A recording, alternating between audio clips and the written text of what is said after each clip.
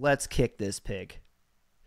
Welcome back, guys. I hope that you are having a phenomenal week. I know things are getting wild out there. There's wars. Yes, they are. There's rumors of wars.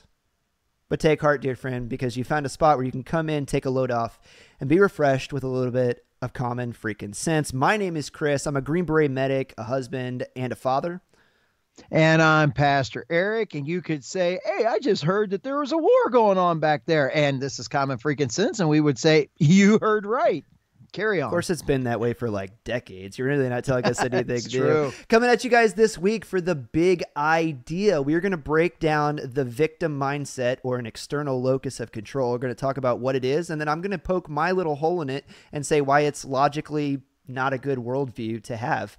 We're going to give you the latest headlines of the week with who's who and what's new. Got some funny ones this week. I'm looking forward to it. Hey. And then we are going to continue on with our Bible's biggest screw-ups in the keeping the main thing. Are you ready? And I wonder if people realize the Bible is just loaded with screw-ups. Because it's loaded with people. It's loaded with people. Real people. Actual, by God, flesh and blood people. Are you ready? I am ready. Let's do this. Here we go.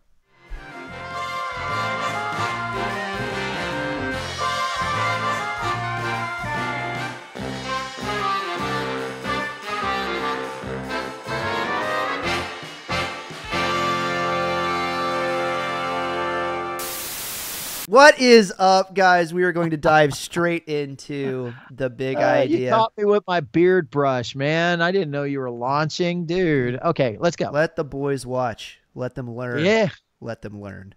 All right. So anyway, here's what we got for you guys this week. For the big idea, I want to talk about, boom, the victim mindset. What is it? Why is it so pervasive?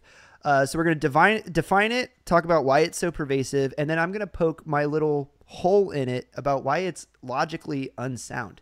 And I don't understand why people are holding to it.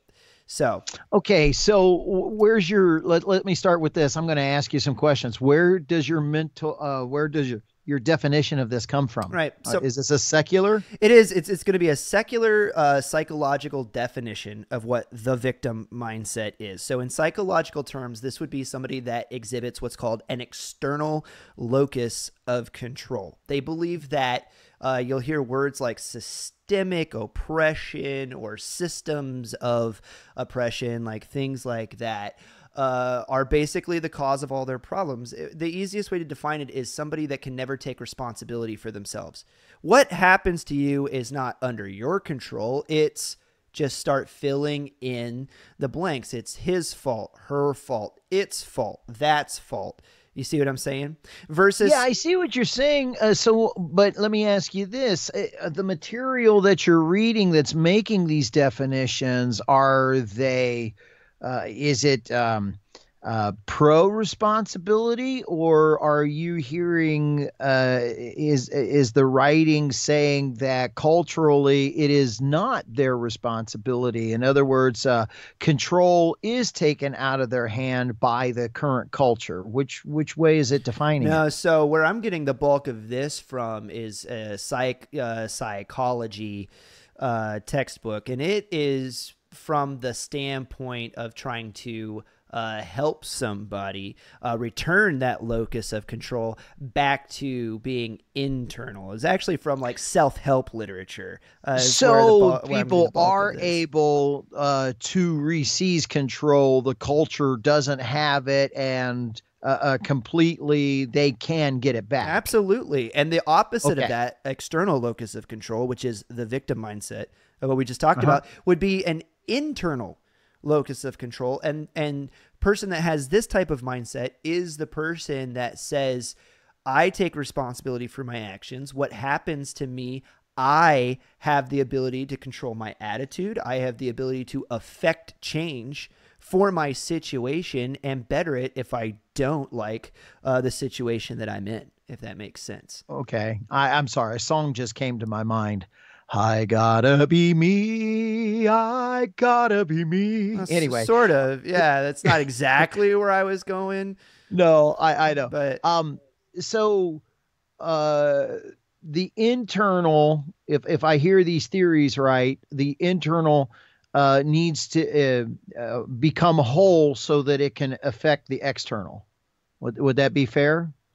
It's kind of an obtuse way of saying it, but yes, I would agree with you. It's basically coming down to the understanding of, do you or do you not have the power to affect change in your situation?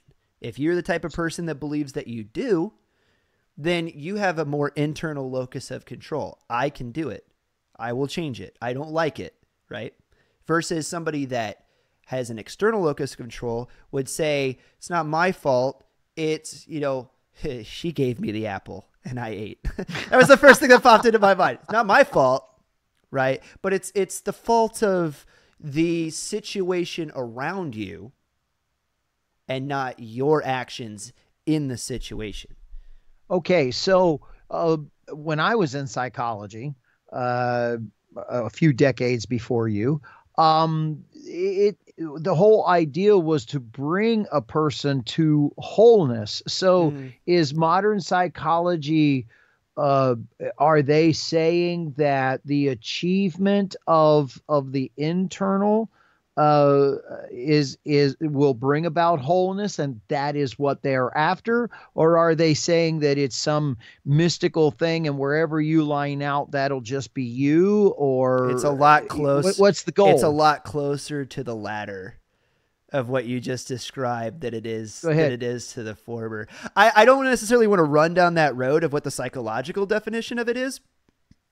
And spend too much time on that. But what you'll see if you read like more modern psychology textbooks is like a more hedonistic way of thinking in just helping a person come to like a phase of acceptedness, I guess, for the situation that they're in. Not empowering them to better themselves if they want to, but just more accepting. Listen, however you are, that's cool. And it's everyone else that needs to accept what you are and then affirm what you are to help you be, at home in your own skin and in your own brain. So I'll quit running you down the road. What is it that what are you gonna tell us? Enlighten me. Yeah. So now that we've defined kind of what the victim mindset is, right?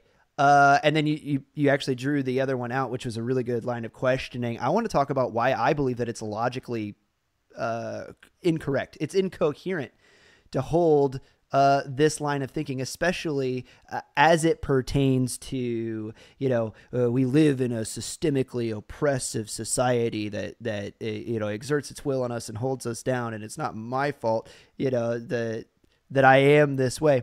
Right. So the idea is, okay, I can logically understand, not my head can, not my heart. I can logically understand why a person would want to give up what I'm going to call the burden of responsibility for their own actions. Right. It is mentally taxing and tiring, especially for men out there, to realize that you have a burden of responsibility, not just for yourself, but for your family, for your children, if you're married, for your spouse, right? It gets heavy to carry all of that around. For young people, as you're moving from like your high school years into your college years, and you're staring down the barrel of the big questions of your life. What am I going to do for work? You mean adulting? Yeah, exactly. But I can understand when things don't work out. Right? You give your heart to something, you try hard, you don't achieve it, you don't make it. I can logically understand saying, well, it's not my fault, and wanting to give up the burden of the responsibility for your failures. See? I thought we used to call that succumbing to failure. Basically, Okay. Well, but it's been defined down as of late. Changing definitions. They will forever be changing. But here's the thing, and this is really the point that I want to make. You can use your external locus of control or your victim mindset to try to claim all the victim points you want, if you want. and give up that burden of responsibility. But here's the thing: if you give up the burden of responsibility for yourself and your actions and your situation, then you also give up any claim that you would have over the victory of your achievements. If it's not your fault, all the things that happen to you, then the bad things, then it would also stand to reason that it's not your fault why any good things would ever happen to you. The outcome of that would just be like, well, I guess the system chose to bless you. How did that guy get on stage with millions of people? Well, it can't be, in this systemically oppressive system that we have. Well, I mean, he really did the work and pulled him up by his bootstraps and worked hard and achieved that. No. You don't get it both ways. Either the system is systemically oppressive and whatever happens to you is not your fault, or you can internalize the locus of control and say, I have agency over my actions and can change my situation and work hard and achieve something. But you can't logically have both of those. You can't take credit for the victories and then say, but none of the failures are my fault. Let me get this straight. You can't win if you quit? Yeah, exactly. You can't win if you don't play. Quit? Yeah. Right? I mean, okay. Common freaking sense. But I'm going to start calling it good sense because it's just not common anymore. Yeah. And that's why definitions matter. They do. With everything that you just went through and everything you said. So we're wrapping this up. Take us home on this one. Well, I hope that made sense to you guys. Feel free to light me up in the comments. Disagree with me. You can all you want. Please tell me how it's not your fault and how wrong I am. I will be here for it. All right. If you guys like the video, please make sure that you give it a like, subscribe, and follow. And hey, if you would, we really count on you guys to help us defeat the algorithms by sharing these videos with a friend, if you would. Absolutely. Hope you guys enjoyed it. Hope you're sticking around for the who's who and what's new and the keeping the main thing the main thing. We'll see you over there. See you there.